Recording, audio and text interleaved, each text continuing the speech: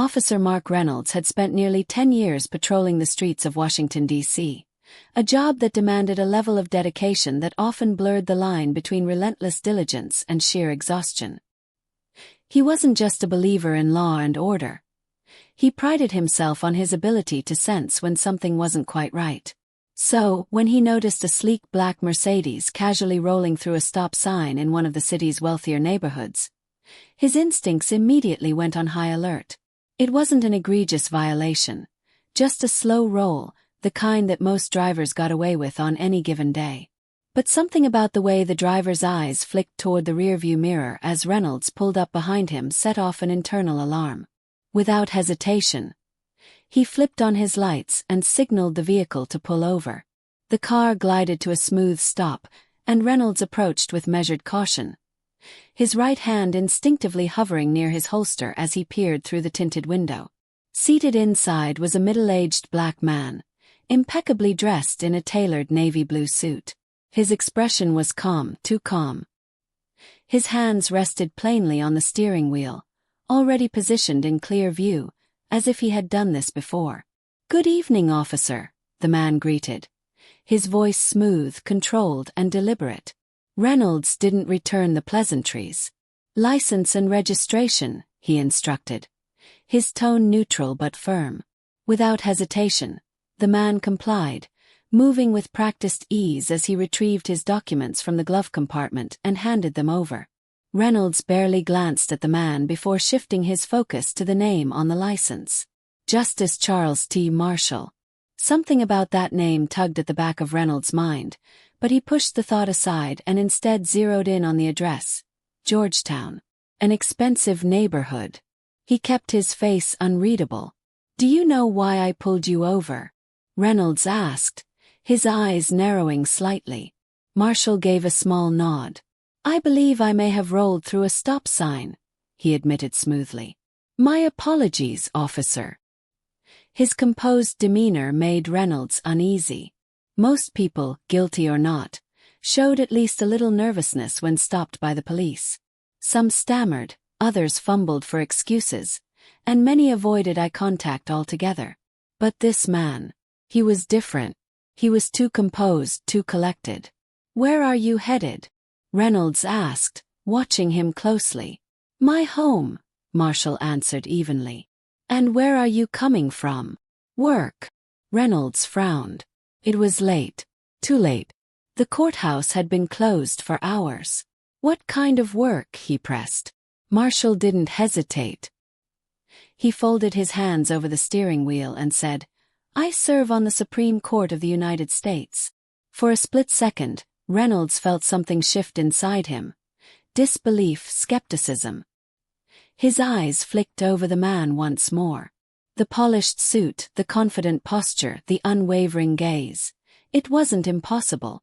But still, something about it felt off. "A Supreme Court justice," Reynolds repeated, testing the words as if saying them aloud would make them sound more believable. Marshall simply inclined his head. "That's correct." Reynolds shifted uncomfortably. He should have recognized the name. He should have recognized the face. But in his defense, Supreme Court justices weren't exactly household celebrities. Even so, something about this situation continued to gnaw at him. "Step out of the vehicle," Reynolds ordered. For the first time, Marshall hesitated. It was barely noticeable, the faintest tightening of his jaw, a flicker of something unreadable in his eyes.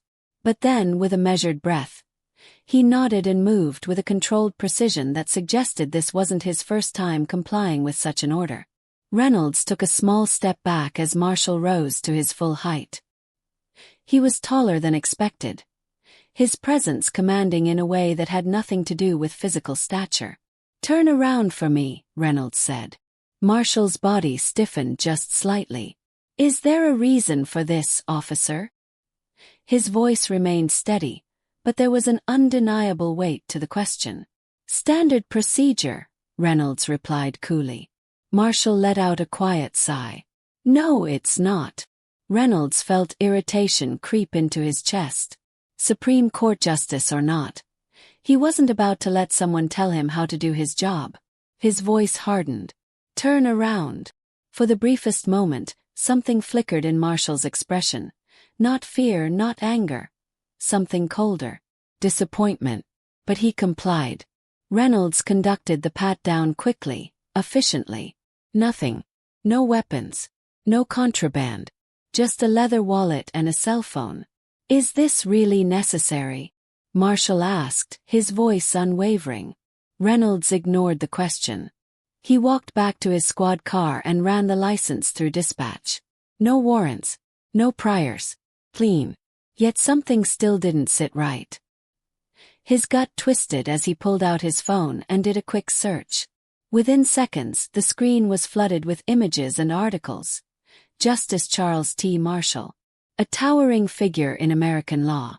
Known for his sharp legal mind. Respected for his unwavering commitment to justice.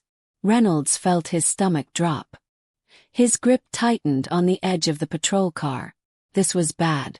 Taking a steadying breath, he walked back to Marshall, who stood there watching him with patient silence. Justice Marshall, Reynolds started, but his voice faltered. What could he even say? I didn't know who you were. That wasn't an excuse. Marshall studied him for a long moment before offering a simple nod. Then, extending his hand, he said, You have a good night, Officer Reynolds. Reynolds hesitated before shaking it, the weight of the moment pressing heavily on his chest. As he watched Marshall drive away, a strange mix of shame and frustration churned inside him. He had always believed himself to be a fair cop. But tonight had laid something bare. And he wasn't sure he liked what he saw.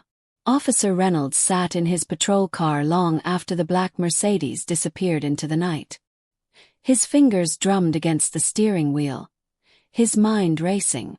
Would he have reacted the same way if Justice Marshall had been white?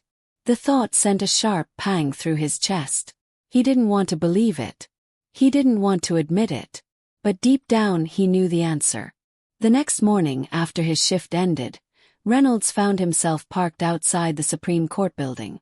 Why was he here? He had no plan. No excuse. Only a nagging feeling that he needed to make things right. Inside, a receptionist eyed him skeptically. Do you have an appointment? She asked.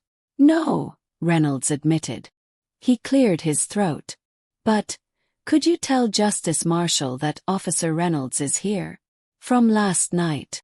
Minutes later, a side door opened. And there he was. Justice Charles T. Marshall. His expression unreadable. Follow me. Reynolds did. Down a quiet hallway lined with bookshelves, into a private office. Marshall gestured to a chair. Reynolds remained standing. I just wanted to apologize, he said, forcing himself to meet the justice's gaze. I shouldn't have treated you like a suspect. I messed up. Marshall studied him. Then, after a long pause, he asked, Do you know how many times I've been stopped, Officer Reynolds? Reynolds swallowed. H didn't have to ask. Marshall's voice was steady. This won't be the last time. But what concerns me most is that you don't even realize why you reacted the way you did.